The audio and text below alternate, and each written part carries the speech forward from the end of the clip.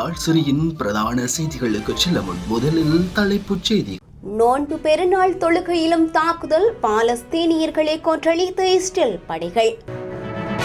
Kuwait சுத்திகரிப்பு நிலையம் மீது ட்ரோன் தாக்குதல், ஈரான் விடுத்த கடும் எச்சரிக்கை.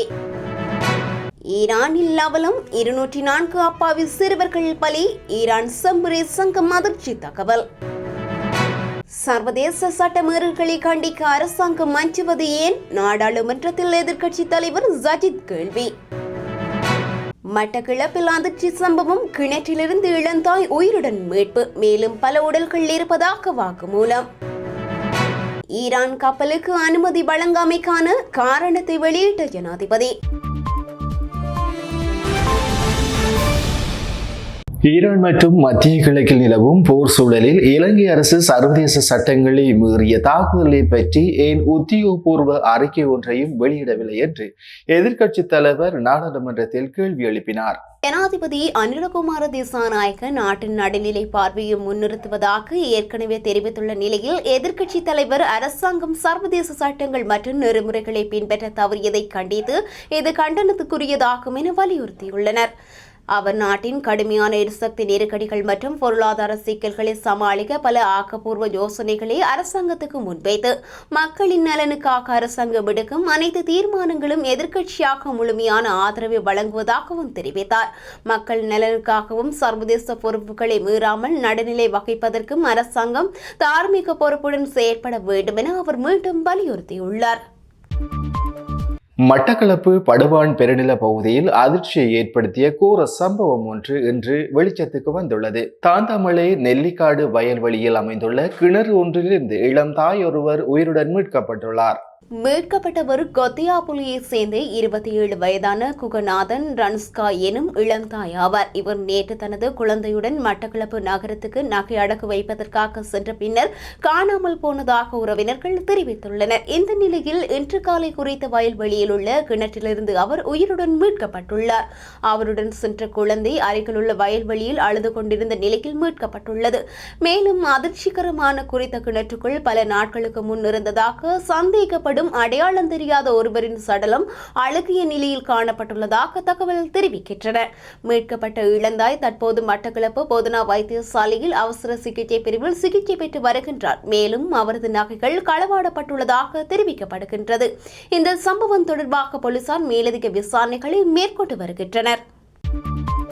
இலங்கை ஜனாதிபதி அனுரகுமார திசாநாயக்க பாராளுமன்றத்தில் ஒரு உரையை வழங்கி மத்திய கிழக்கில் நடக்கும் போரிலும் சர்வதேச சூழ்நிலையிலும் இலங்கையின் நடுநிலை கொள்கையை வலியுறுத்தினார்.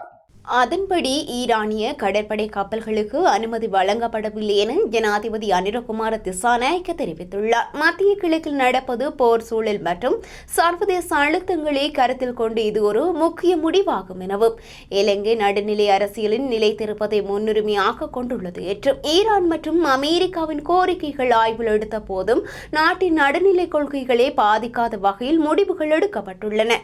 இந்த முடிவுகள் நாட்டின் கௌரவம், நீதிமேயம் மற்றும் சர்வதேச அங்கீகாரத்தை பலப்படுத்தும் நோக்குடன் எடுக்கப்பட்டதாக அவர் குறிப்பிட்டுள்ளார். அடுத்து சர்வதேச செய்திகள். நோன்பு பெருநாள் தொழுகைக்கு வந்த பாலஸ்தீனியர்கள் மீது இஸ்ரேலிய படைகள் தாக்குதல் நடத்தியதாக தகவல் வெளியாகியுள்ளது. ஜெருசலேம் நகரில் உள்ள அல் அக்ஸா பள்ளிவாசல் வளாகத்தில் தொழுகை நடத்த அனுமதி மறுக்கப்பட்டதால் மக்கள் டமாஸ்கஸ் கேட் மற்றும் லயன்ஸ் கேட் பகுதிகளில் தொழ முயன்றனர். இதனால் கண்ணீர் புகை, ரப்பர் குண்டுகள் மற்றும் தடியடி பயன்படுத்தி கூட்டம் கலைக்கப்பட்டது. அவசர நிலை காரணமாக பொதுமக்கள் கூடுவதற்கும் கட்டுப்பாடு விதிக்கப்பட்டுள்ளது. சவுதி அரேபியா, கத்தார் மற்றும் துருக்கி உள்ளிட்ட நாடுகள் இந்த நடவடிக்கையை கண்டித்துள்ளன. குவைத்தில் உள்ள மினா அல் அக்மதி எண்ணெய் சுத்திகரிப்பு நிலையம் மீது இன்று அதிகாலை ட்ரோன் தாக்குதல் நடத்தப்பட்டதில் சுத்திகரிப்பு நிலையத்தின் பல பிரிவுகளில் தீ விபத்து ஏற்பட்டதாக அதிகாரப்பூர்வ தகவல் தெரிவிக்கின்றன.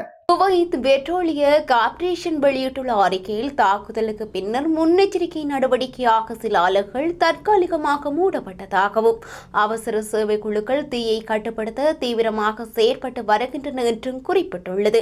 இந்த சம்பவத்தில் எவருக்கும் காயம் ஏற்படவில்லை எனவும் உறுதிப்படுத்தப்பட்டுள்ளது.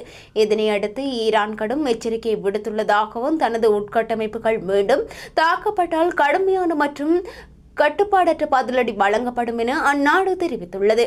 இந்த நிலையில் அமெரிக்கா, இஸ்ரேல் மற்றும் ஈரான் இடையேயான மோதல் தீவிரமடைந்து வரும் நிலையில் மத்திய கிழக்கில் பதற்றம் மேலும் அதிகரித்துள்ளதாக மதிப்பிடப்படுகின்றது. இந்த நிலைமைகள் உலகளாவிய எரிசக்தி விநியோகத்தில் தாக்கத்தை ஏற்படுத்தக்கூடும் என நிபுணர்கள் எச்சரிக்கின்றனர்.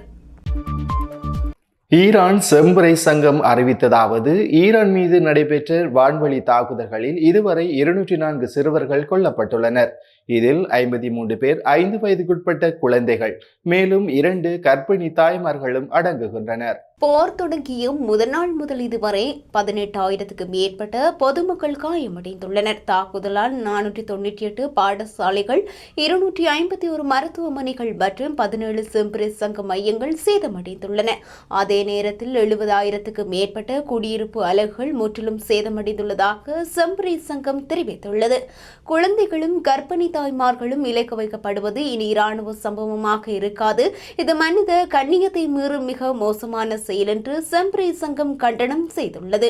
சர்வதேச மனித உரிமை அமைப்புகள் இந்த அப்பட்ட மீறல்களுக்கு மௌனம் காக்க கூடாது என்று அந்த அமைப்பு கோரிக்கை விடுத்துள்ளது.